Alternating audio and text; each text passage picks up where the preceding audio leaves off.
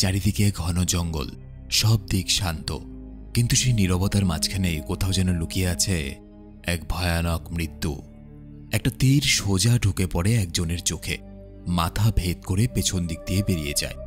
দেখা যায় কেউ কেউ আবার মানুষের মাংস কেটে কেটে এমনভাবে খাচ্ছে যেন এটাই ওদের প্রতিদিনের খাবার। একটা মেয়ে গাছের মধ্যে ঝুলেছিল, পেছন থেকে কোদালের আঘাতে শরীরটা নিচে পড়ে যায়, শুধু মাথাটা সেই গাছের ডালে আটকে থাকে। কারোর আবার গলা ছিঁড়ে ফেলা হয়, কাউকে আবার এখানে জ্যান্ত পুড়িয়ে খাওয়া হয়। তাদের থেকে বাঁচতে সাধারণ মানুষ কিভাবে লড়াই করে সেটা ভাবাও যায় না। হ্যালো, তোমরা দেখছো এক্সপ্লেইন টিভি বাংলা। আজকের মুভি রং টার্ন। মুভি শুরু হয়, দেখানো হয় দুটো কলেজ ছাত্রছাত্রী ওয়েস্ট ভার্জিনিয়া থেকে এক ঘন জঙ্গলের পাহাড়ে ট্রেকিং করতে যাচ্ছে। ছেলেটা ওপরে উঠতে সফল হয়ে যায় আগে, মেয়েটা তখনও উঠছিল। হঠাৎ করে মেয়েটা পিছলে পড়ে যায়, কিন্তু নিজেকে কোনোভাবে সামলে নেয়, আবার উঠতে শুরু করে। তারপর একটা ভয়ঙ্কর ঘটনা ঘটে যায়। মেয়েটার মুখে কয়েক ফোঁটা রক্ত পড়ে, তাজা রক্ত। ভয়ে ওপরের দিকে তাকিয়ে দেখে ওই ছেলেটা, যে কিনা তার আগে পাহাড়ে উঠছিল, পাহাড়ের ওপর মৃত অবস্থায় পড়ে আছে। তখনই হঠাৎ কেউ তাকে একজন টেনে নিয়ে যায় এবং পাহাড় থেকে ছুঁড়ে ফেলে দেয়। মেয়েটা এসব দেখে প্রচণ্ড ভয় পেয়ে যায়। এরপরেই দেখা যায় মেয়েটার দড়িটা কেউ একজন টানতে শুরু করেছে। এবার যেন তার পালা। মেয়েটা দড়িটা কেটে দেয় এবং নিচে পড়ে যায়, এবং নিচে পড়েই দেখে পাশেই তার বন্ধু মৃত অবস্থায় পড়ে আছে। সে কিছু বুঝে ওঠার আগেই লক্ষ্য করে যে জঙ্গলে কেউ যেন তার দিকে আস্তে আস্তে এগিয়ে আসার চেষ্টা করছে। নিজেকে বাঁচাতেই মেয়েটা ভয়ে কাঁপতে কাঁপতে দৌড়তে শুরু করে। আশেপাশে কিছুই দেখা যাচ্ছে না, শুধু ঘন জঙ্গল আর জঙ্গল। হঠাৎ করে তার একটা পা একটা কাঁটার মতো ধারালো ফাঁদে আটকে যায়। সে চিৎকার করে ওঠে, মাটিতে পড়ে যায়, এবং তারপরেই কেউ যেন তাকে জোরে টানতে টানতে নিয়ে চলে যায়। এরপর কেটে যায় বেশ কিছুটা সময়। একজন মেডিকেল স্টুডেন্ট, নাম ক্রিস, সে কাজের জন্য ওয়েস্ট ভার্জিনিয়ার ওই পাহাড়ের ওপর দিক দিয়ে যাত্রা করছিল। কিন্তু ক্রিস একটা বড় ট্রাফিকের মধ্যে আটকে যায়। তার অনেকটাই দেরি হয়ে যাচ্ছিল, ফোনে নেটওয়ার্কও ছিল না। তাড়াহুড়ো করে সে শর্টকাটের লোভে একটা অচেনা রাস্তা ধরে ফেলে। একটু দূরেই ক্রিস একটা গ্যাস স্টেশন খুঁজে পায়, যেখানে একজন বয়স্ক লোক ছিল। কিন্তু অবাক ব্যাপার, সে বয়স্ক লোকটা ক্রিসকে কোনো সাহায্যই করে না। স্টেশনের মধ্যে একটা ম্যাপ ঝোলানো ছিল। ক্রিস সেটা দেখে এবং নিজের কাজের জায়গায় যাওয়ার একটা রাস্তাও খুঁজে পায়। তারপর সে সেই পথ ধরে যাত্রা শুরু করে। বয়স্ক লোকটাকে দেখে মনে হয় কিছু তো একটা আছে যেটা লুকোতে চাইছে ওই বুড়োটা।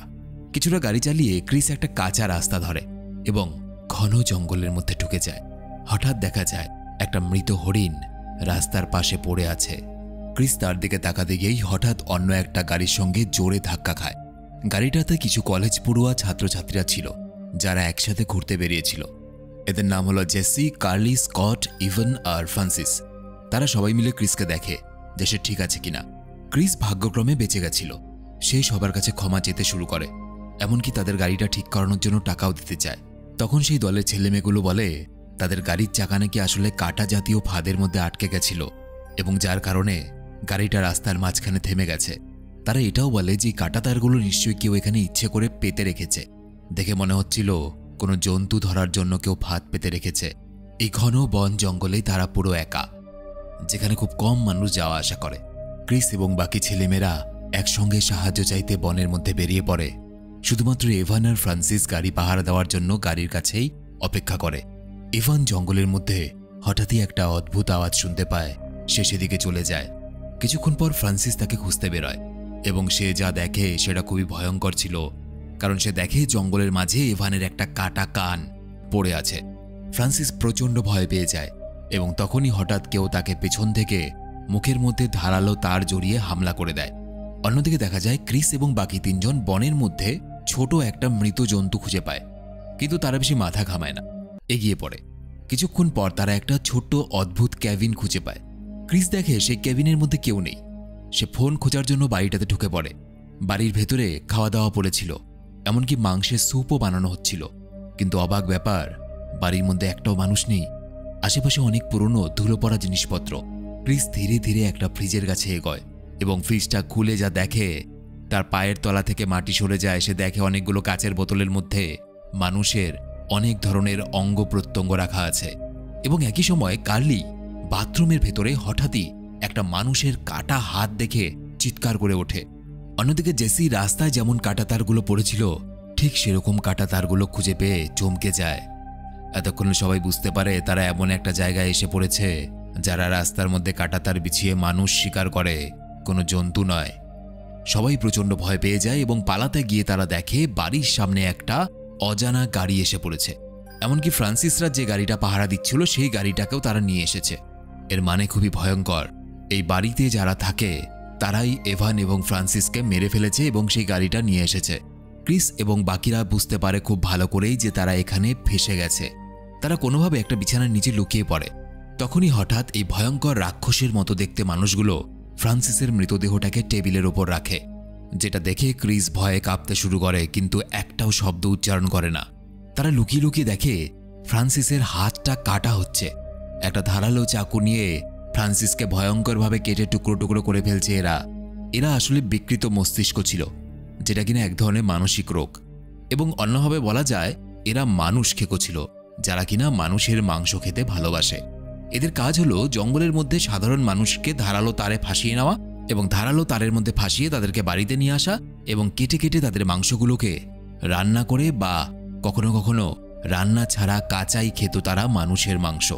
এদের মধ্যে একজনের 3টে আঙুল, আরেকজনের দাঁত কাটা আর আরেকজনের একটাই চোখ ছিল। এরপর একটা সময় পর যখন এই মানুষ খেকো মানুষগুলো ঘুমিয়ে পড়ে তখন ক্রিস, জেসি, কার্লি এবং স্কট ধীরে ধীরে বাইরে বেরিয়ে আসে। ঠিক বেরোতেই যাবে এমন সময় মানুষ খেকো একটা লোকের ঘুম ভেঙে যায়। ক্রিস এবং বাকিরা জঙ্গলের দিকে প্রাণপণে দৌড়য়। প্রাণ তো বাঁচাতে হবে। ছুটে গিয়ে তারা জঙ্গলের ভেতরে ঢুকে পড়ে। তারা দৌড়তে দৌড়তে এমন একটা জায়গায় এসে পৌঁছায় যেখানে অনেকগুলো গাড়ি রাখা ছিল, কিন্তু অবাক ব্যাপার, প্রত্যেকটা গাড়িতেই রক্তের দাগ আর আশেপাশে মানুষের জিনিস ছড়ানো। দেখে বোঝাই যায় ওই মানুষ খেকো লোকগুলো অনেক নির্দোষ মানুষের প্রাণ নিয়েছে। ক্রিস এবং বাকি সবাই লুকিয়ে লুকিয়ে দেখে যে কিছুটা দূরে ওই নরপিশাচগুলো নিজেদের গাড়ি থামিয়ে তাদেরকেই খোঁজাখুঁজি করছে। ক্রিস একটা পালানোর প্ল্যান বানায়। যেভাবেই হোক এই জঙ্গল থেকে পালাতে হবে। সেই জঙ্গলে ভুল দিশায় দৌড়বে, যাতে সেই ভয়ঙ্কর নরপিশাচগুলো তার পিছনে পিছনে সেই ভুল দিকে দৌড়বে। আর এই সুযোগে বাকিরা সেই নরপিশাচদের গাড়িটা নিয়ে পালাতে শুরু করে। ঠিক এই প্ল্যান অনুযায়ী ক্রিস জঙ্গলে চিৎকার করতে করতে দৌড়তে শুরু করে। দুর্ভাগ্যবশত একজন নরপিশাচ ক্রিসের পায়ে গুলি করে এবং তার দিকে ছুটে আসে। স্কট অন্যদিকে দৌড়ায় যাতে সেই নরপিশাচগুলোর ধ্যান অন্যদিকে নিয়ে যাওয়া যায়। ঠিক এই সুযোগকে কাজে লাগিয়ে সেই দুটি মেয়ে এবং ক্রিস কোনোভাবে রাক্ষসদের গাড়ি পর্যন্ত পৌঁছে পালাতে শুরু করে। তারা গাড়ি চালিয়ে তাড়াহুড়ো করে বনের মাঝে স্কটকে খুঁজে বের করে, কিন্তু যেই স্কট গাড়ির সামনে পৌঁছায় দূর থেকে একটা নরপিশাচ তাকে তীর মেরে হামলা করে। তীরগুলো তার বুক চিরে পার হয়ে যায় এবং স্কট সেখানেই মারা যায়। এই সময় ক্রিস এবং সেই মেয়েগুলো অসহায় হয়ে পড়ে। তারা নিজেদেরকে বাঁচানোর জন্য সেখান থেকে পালিয়ে ঘন জঙ্গলে চলে যায়। নরপিশাচগুলো 3 জনকে খুঁজতে শুরু করে।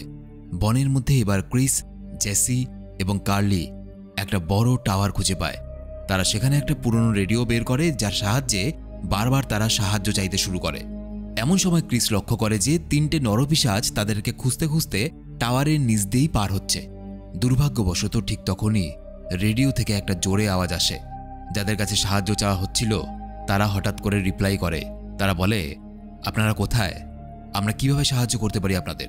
নরপিশাচগুলো এই রেডিওর আওয়াজটা শুনে ছুটে টাওয়ারের উপরে আসার চেষ্টা করে, কিন্তু যখন তারা ক্রিসদেরকে ধরতে পারে না তখন তারা টাওয়ারে আগুন লাগিয়ে দেয়। এবার বাঁচার আর কোনো উপায় নেই। চারদিকে আগুন এবং নিচে সেই নরপিশাচ মানুষগুলো। ক্রিস শেষ চেষ্টা করে। 20 ফিট দূরে একটা গাছ দেখে, সেখানে ঝাঁপ দেওয়ার পরিকল্পনা করে। অন্তত আগুনে পুড়ে তো মরতে হবে না। 3 জনই কোনো রকমে উপর থেকে ঝাঁপ দিয়ে গাছের ডালটা ধরে নেয়, কিন্তু তাতেও শান্তি নেই। লোকগুলো তাদেরকে গাছের ওপরে দেখে ফেলে। সবাই চুপচাপ লুকানোর চেষ্টা করে। হঠাৎ গাছের ওপরে পেছন থেকে এক নরপিশাচ এসে সোজা কার্লির মুখে কোদাল মারে। দৃশ্যটা এতই ভয়ঙ্কর ছিল যে পুরো শরীরটা নিচে পড়ে যায় এবং মাথাটা শুধুমাত্র ডালে আটকে থাকে। এই দৃশ্য দেখে ক্রিস এবং জেসি প্রচণ্ড ভয় পেয়ে যায়, কিন্তু হার মানে না। কিছুক্ষণ পরে তারা বুদ্ধি করে একজন নরপিশাচকে বোকা বানিয়ে গাছ থেকে ফেলে দেয়। সেদিনের মতো ক্রিস এবং জেসি তো বেঁচে যায়, কিন্তু জেসি নিজের সব বন্ধুদেরকে হারিয়ে ফেলে। পরদিন সকালবেলায় ক্রিস বনের মধ্যে দিয়ে একটা রাস্তা খুঁজে পায়। মনে হয় শেষ পর্যন্ত তারা হয়তো বাড়ি ফিরে যাওয়ার রাস্তা পেয়েছে, কিন্তু হঠাৎ করে সেই নরপিশাচ মানুষগুলো তাদের উপর হামলা করে দেয়। এবং জেসিকে ধরে নিয়ে চলে যায়। অন্যদিকে ক্রিস দেখে রাস্তা দিয়ে পুলিশের গাড়ি যাচ্ছে।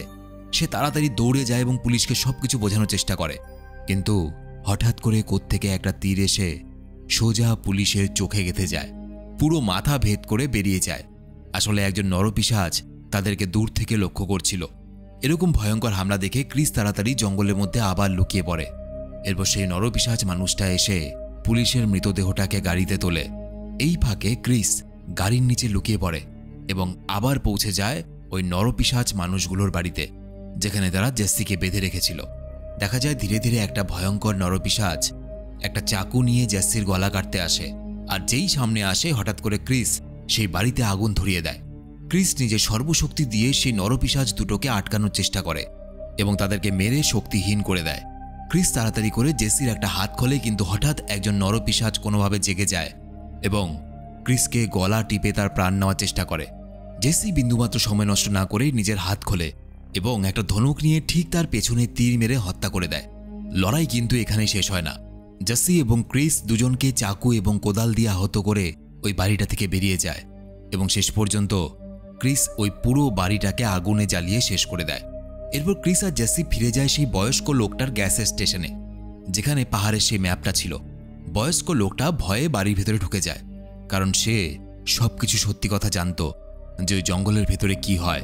ক্রিস তাকে কিছু বলে না, কিন্তু ম্যাপটা ছিঁড়ে ফেলে দেয় যাতে দ্বিতীয়বার কোনো মানুষ এই ভয়ঙ্কর ফাঁদে না পড়ে।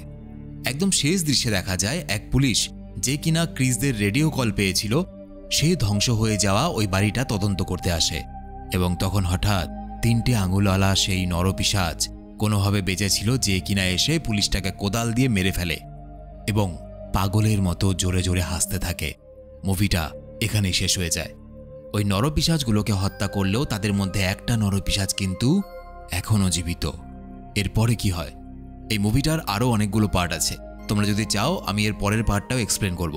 তো তোমাদের যদি এই ভিডিওটা ভালো লেগে থাকে, তোমরা এটার পার্ট 2 চাও, তাহলে অবশ্যই ভিডিওতে একটা লাইক করে দিও এবং ভিডিওটা বন্ধুদেরকে শেয়ার করো, আর কমেন্টে লিখে যেও পার্ট 2। তোমরা আমার সাথে সরাসরি কথা বলতে পারো ফেসবুক, ইনস্টাগ্রামের লিঙ্ক এই ভিডিওর নিচে ডেসক্রিপশনে দেওয়া আছে। দেখা হচ্ছে আবার পরের ভিডিওতে। ততদিন সবাই খুব ভালো থেকো, আর হ্যাঁ, জঙ্গলের ধারে যেও না।